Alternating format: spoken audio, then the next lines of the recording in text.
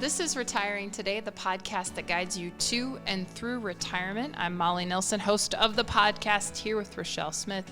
She is the producer of the podcast. And Haley Gutschenritter, she's a certified financial planner. Today, we're uncovering the truth about mutual funds. You have to rethink the way you look at mutual funds as you get closer to retirement.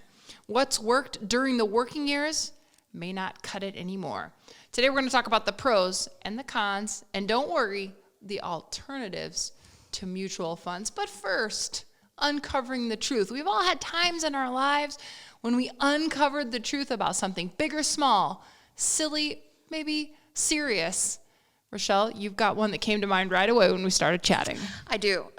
So thanks to my mother, I was raised that mashed potatoes are almost like liquid. So it's thin. What? Yeah. So my mom would make mashed potatoes that were smooth as smooth could be. And then I would go to restaurants as an adult and order mashed potatoes, expecting the same thing. Come to find out, my mom for years made whipped potatoes instead of mashed potatoes, but called them mashed potatoes. And at a restaurant, they would be mashed potatoes, so they have like lumps in them. So what do you consider to be the truth? So you've uncovered the truth. What's the truth? How should a mashed potato be prepared and served? And what should it be called? It should be lumpy, and it should be called mashed potatoes. And I blame my mom for calling it the wrong thing. That's funny, Richelle. Oh my goodness. I do have one, and mine I think is even more silly than Richelle's. There was one time, not that long ago, that I was in the store looking for laundry detergent. So I picked up one of these big bottles of laundry detergent, and I did my laundry for like 3 months from this bottle of detergent.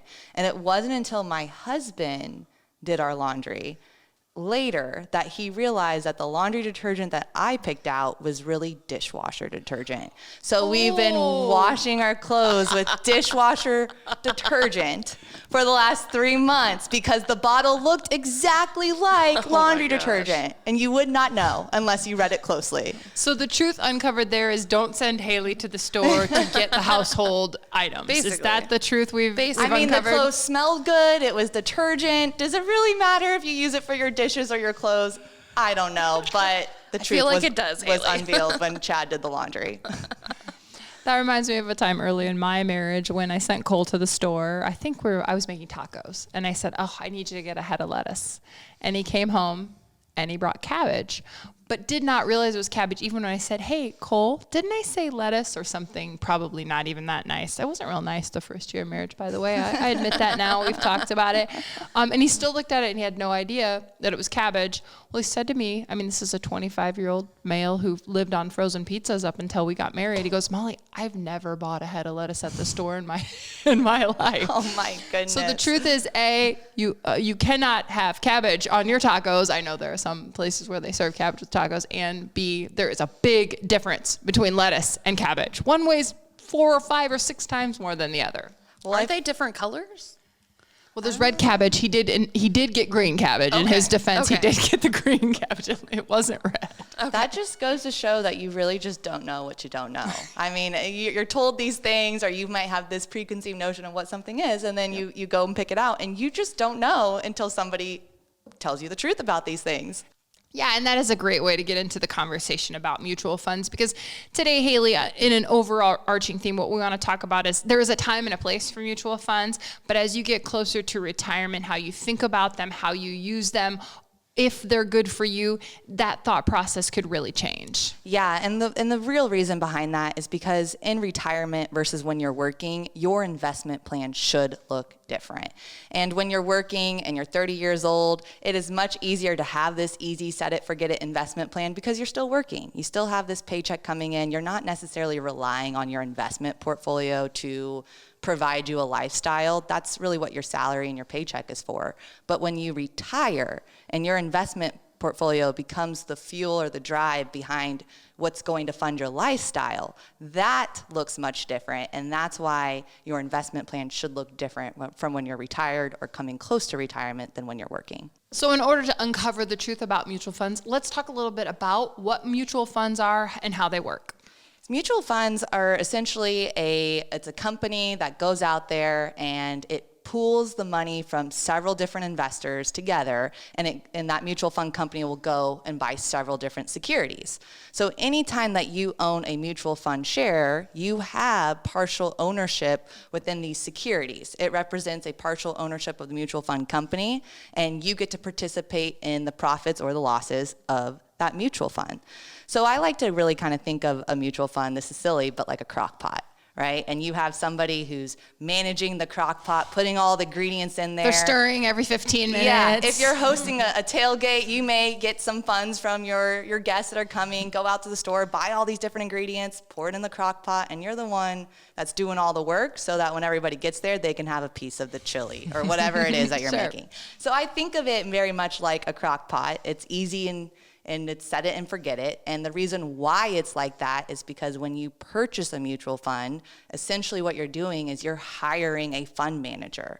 So you're hiring this investment manager that's on the inside of the fund, and they're the ones doing all the research, all the buying, all the selling, and choosing, what to own within that mutual fund. So it makes it very easy, and that's why it's so set it and forget it, because you don't have to worry about it. You basically hired somebody that's going to do all the research for you. Let's stay on the pros of mutual funds, because really, in the beginning of your working years, when you're first selecting some of those investments inside your 401k, a mutual fund could be a really good option. A mutual fund makes it definitely easier, especially if you're not in the industry or paying attention to the markets or in the financial departments. A mutual fund is an easy way to basically say, hey, I have some money I want to invest. I'm going to give it to this company. And then what that fund manager does with all the pooled money is they go out there and they buy all these several different types of securities or stocks. And so essentially what that does for you is you're buying one share of a mutual fund, but you're getting this instant access to hundreds of different stocks. So on the surface, it looks very, very easy. It looks very diversified because you're buying one fund and getting instant access to hundreds of different stocks. And those two things being easy and simple, people really, really like.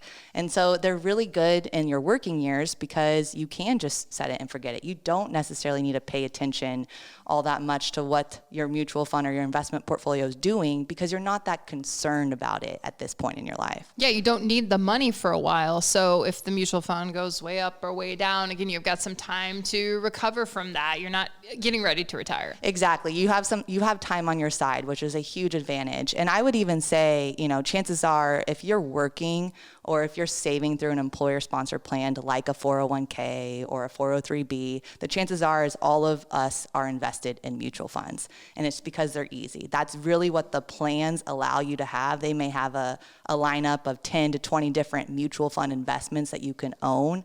And so therefore, most of us are saving today in mutual funds because they're the easiest way to do it. And it's also very set it and forget it. And you're getting that professional management alongside of that.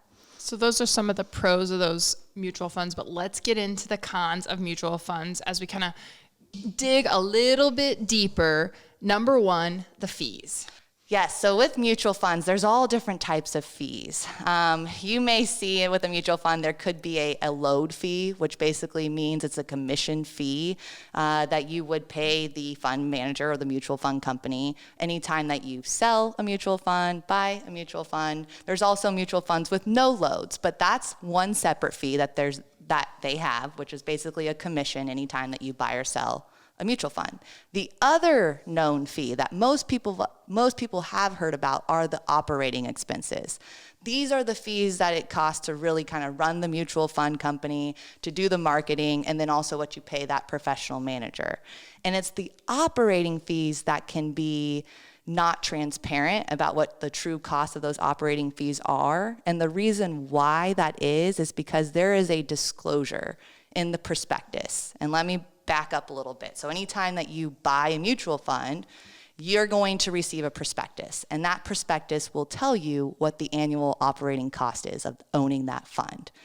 But they have this disclosure at the bottom of the page that basically reads that all transaction costs, so the cost that you would owe anytime the fund manager sells or buys a stock, those costs you actually pay for. So anytime that fund manager, buys Apple or sells Apple, you have to pay them a transaction cost. And those costs cut into the performance of the mutual fund. And those costs are not required to be disclosed. So if you have a mutual fund with a high turnover ratio, meaning that fund manager is basically selling, 90% of the stocks that it did once own, and it's completely different and looks very different, a year from now versus the day you bought it, that means that you're probably going to be paying more in fees and costs because of all of those transactions done underneath the fund. And those costs get passed down to the consumer. What kind of a difference are we talking about? So they'll disclose some kind of a percentage usually at the top of that perspective. I know we looked at one that we used actually in our TV show, Retiring Today, and there was a percentage there. But what you really uncovered when you looked at that specific mutual fund was what? What was the difference? Yeah, so for that one in particular that you're speaking of, Molly, that fund prospectus said that there was 0.5%, so 0.55% to own this mutual fund. Which seems reasonable, right? You would call that a reasonable fee. I would definitely call that a reasonable fee. So 0.5%, that's the investment cost to owning that mutual fund. But when we did some further digging, and how we do it is we hire a third-party research company called Personal Fund. And anybody can do this. So if you're listening and you're curious to know those hidden costs of mutual funds, there is a company called Personal Fund that you can pay a monthly subscription to. You give them the mutual fund information, they provide you the true cost of owning that fund. And so with that one in particular, the prospectus said it was 0.5%, and the true cost to owning that mutual fund was actually closer to 2%. So a big difference from what people think they're paying. And I think it's worth noting that some level of a fee is appropriate within mutual funds, but it's knowing what your actual fee is, and then why are these fees a problem or something you want to be even more concerned about as you get closer to retirement as opposed to when you're in the beginning of your career? I think transparency is definitely something to strive for more of when you are closer to retirement, because every dollar counts in retirement.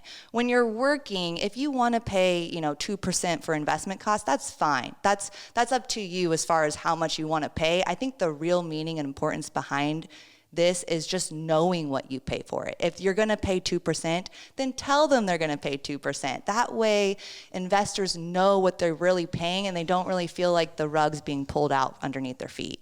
A lot of times after a 15-minute retirement checkup call or a visit here at the offices, you'll start talking about, hey, where are you at currently with your retirement savings? And people will mention that they have mutual funds, or you'll discover that they have mutual funds. You will then take their mutual funds and run them through this third-party research company you were talking about. We will. We'll show them a fee report. So we show them an analysis of the fees that they're paying, so what they're paying now versus what these costs could look like, if you were to use different investments. And I think really the important thing is, know what you're paying. If you're going to pay 2%, that's fine. That's up to you. But it's important to actually understand what you're paying and understand what you own.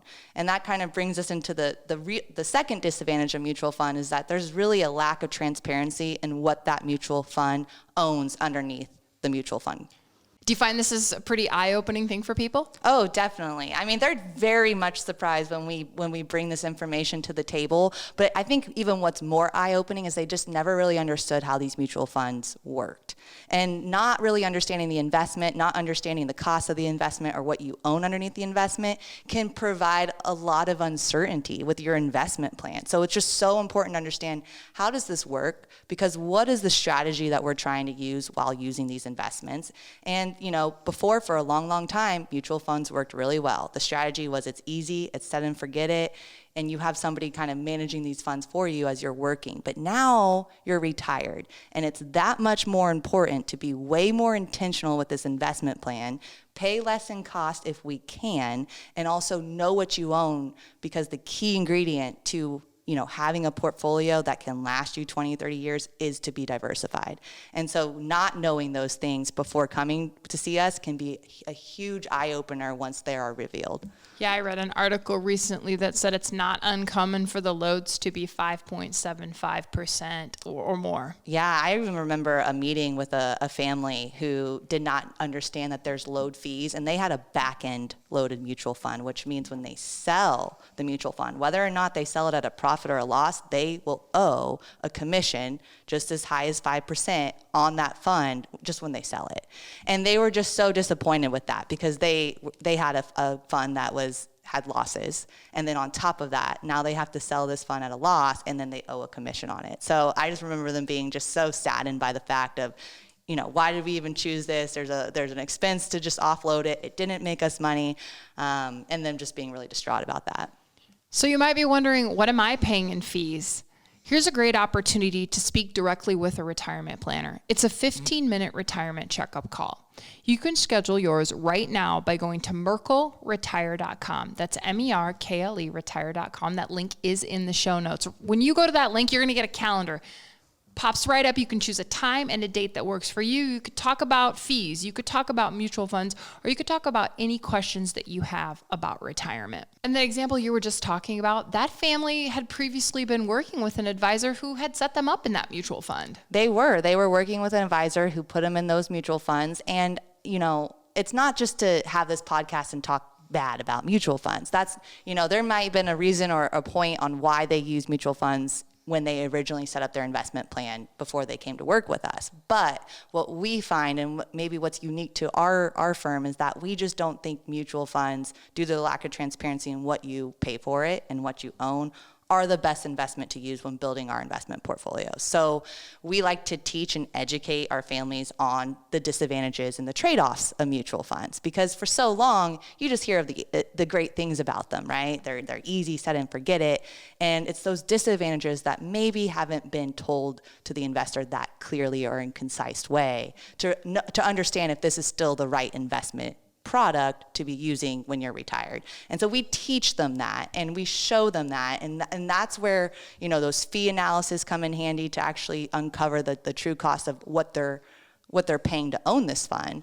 But then also, even more so, what can be important is just showing them how diversified are they. So if they own these mutual funds, are they really diversified, or does it just look like on the surface that they're diversified? And those are reports or fees or analysis that we go through with the families that we work with when they come to see us. So part of uncovering the truth about mutual funds is to talk about the pros and cons. Con number 2, you're not as diverse as you think. So this one to me is one of the most valuable and eye-opening lessons with the mutual funds, because often, even if you own mutual funds, you understand what they are. Often when we sit down with families and, I was to ask them, hey, you have this mutual fund, do you know what the top 10, or, do you know any of the holdings that are underneath this fund? They will always 100% of the time just stare blankly back at me. Which is okay, by the way. That's why you work with the team. It's like, that's okay that you don't know, because we do. Yes. But the thing is that you want to work with a team that knows what you own. And the truth is regardless of what advisor you're working with, there's just not a clear way to really know what you own underneath that fund. And even if you looked it up, let's say you look up the top 10 holdings of that mutual fund today, well, by tomorrow, there's probably been some differences or turnover within the fund, and it's going to look different. So even if you owned Apple today under a mutual fund, do you own it tomorrow? Do you know when Not if the fund manager sold it. No, you don't. Yeah, exactly. And how do you know? So you don't. And that's really the disadvantage, is that there is a huge lack of transparency in what you actually own underneath the fund. And if you don't know what you own, then how do you know if you're truly diversified? And so, for example, I've worked with a family who owned about 5 different mutual funds underneath their 401k, and they're feeling, great. It's worked well for them. They said they're diversified. They own these 5 different funds. They're from 5 different mutual fund companies. But just because they're different doesn't mean you're diversified. And the reason why I say that is because when we lifted the hood of this mutual fund and we did a deep dive into what positions this actually owned, there was about 50 to 70% overlap among these 3 funds. And what that means, it means that these funds, out of the top 10 holdings, they all owned 5 of the top 10. And then 2 of them owned 7 of the same positions of the top 10. So that means you could have, let's say we've been using Apple. Let's just stay with Apple. Yep. You could have Apple inside each one of those mutual funds. Now, why is that bad? It's not necessarily bad to own Apple, but why it's bad is because it makes it look like you own these mutual funds with hundreds of different securities. But if these securities are all the same underneath each of these funds, then are you really diversified? That's where it can be harmful. And what we find when we do these analysis or these reports is we open up the hood of all their mutual funds and they're just not as diversified as they think. Because if all three funds own Apple, I mean, Apple's good to own, but if you're investing in these funds because you want a diversified portfolio, but all of them own the same thing, are you truly diversified? Probably not as much as you want to be. And in retirement, when you're so focused on building what I would call a recession-resistant portfolio. And what I mean by recession-resistant portfolio is having a portfolio that's going to lose when the market's down, but it's not going to blow up when we see these recessions. And that way it's much easier to come back from. You need to be truly diversified in order to create that. But how can you be truly diversified if you don't actually know what's underneath the hood of these mutual funds? I'm also thinking about Apple being inside 3 different mutual funds. So let's say I just have 3. Let's keep it simple. Okay. And I've got Apple inside each one, but the different fund manager is managing each fund. So so that fund manager for one fund might decide to hang on to Apple today, but the other one might buy it or sell it, and then the other one might buy it or sell it, and I'm paying fees each time. Yes. But I'm not getting necessarily my net loss gain of Apple. I'm not getting a ton more stock if one sell. You see what I'm trying to say? It's like, No, I'm so glad that you brought this up, and I even want to break that down even further, because that's really where this can get harmful, is the overlap that you see within different mutual funds. Just like you alluded to, Molly, there's different fund managers managing these mutual funds, so they're not seeing what the other one's doing, okay? And so every time that this mutual fund manager sells something, so let's say you own Apple in all 3 of these mutual funds, and you have 3 different people managing these funds.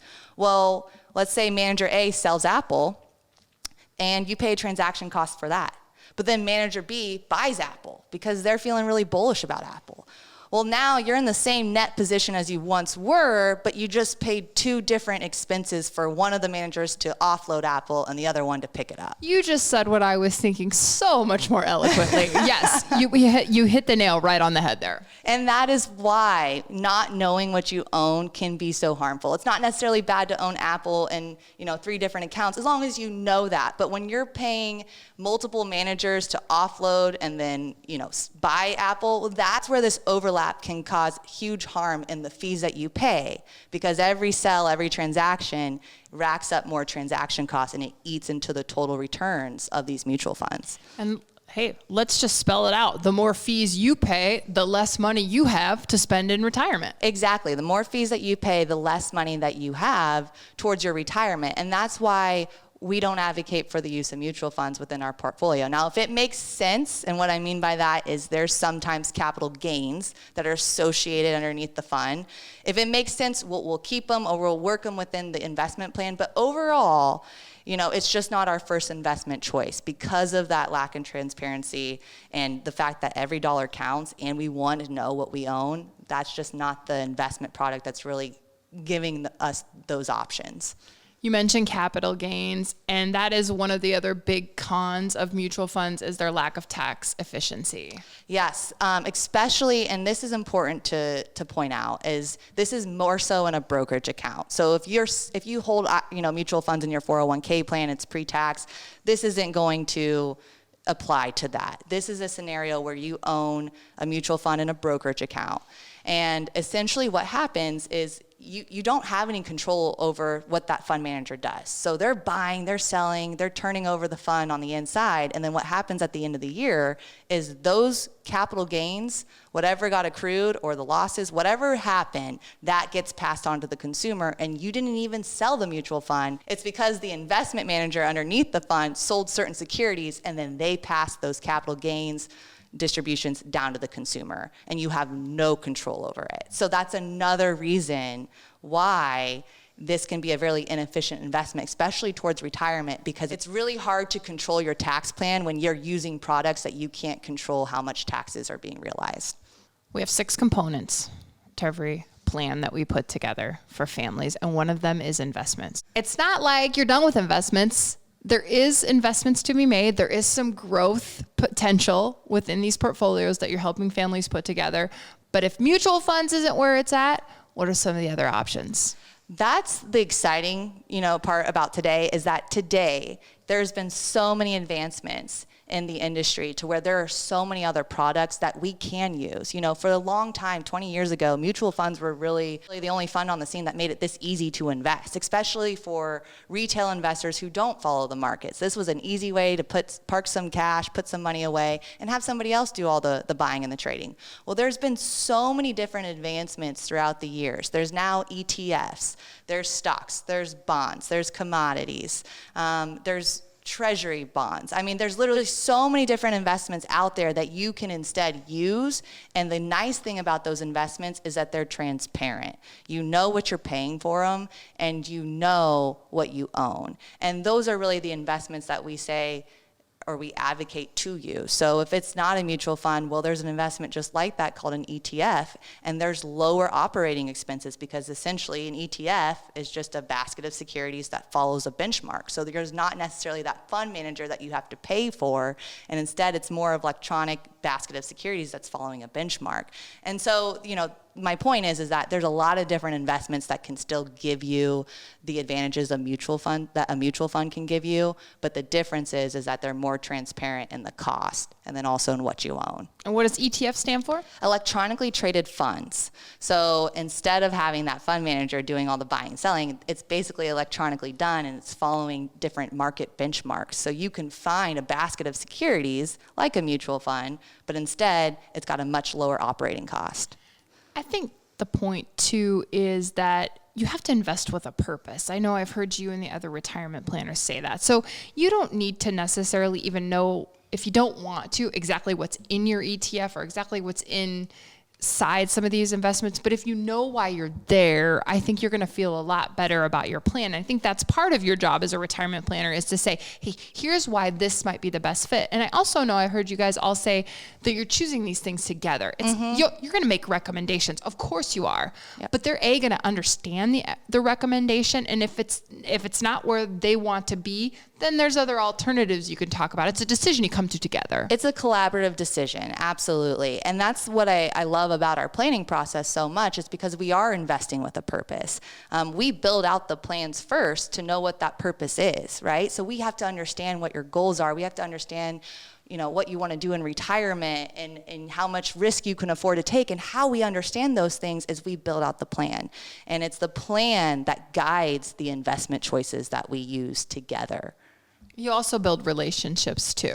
Oh, absolutely. And that's my favorite part of what we do. I mean, as much as fun as investing is and building out retirement plans are, we're really where the heart of it is in the relationship. It's just understanding our families. Everybody is different. Everybody's extremely different when it comes to investing too. I mean, not just from, what interests them in hobbies, but like from how much risk they want to take. Are you somebody who's conservative? Are you someone who doesn't mind a little bit of market risk? Everyone is so different, which is why these plans are customized. And it's why it's a collaborative effort. We're there to teach them the good and the bad of using this investment, and then how it can work within their overall goals. But it's ultimately always the family's decision on what investments they use. You can get started on your retirement journey today by a simple phone call. Schedule a 15-minute retirement checkup call today by going to merkelretire.com. You can talk about mutual funds. You can talk about investments. You can just talk about, hey, am I ready to retire? What should I be thinking about? Our retirement planners are ready to answer the questions that you have about your retirement journey. We'll keep talking about all of the aspects of retirement on this podcast. It's Retiring Today, and we thank you for listening.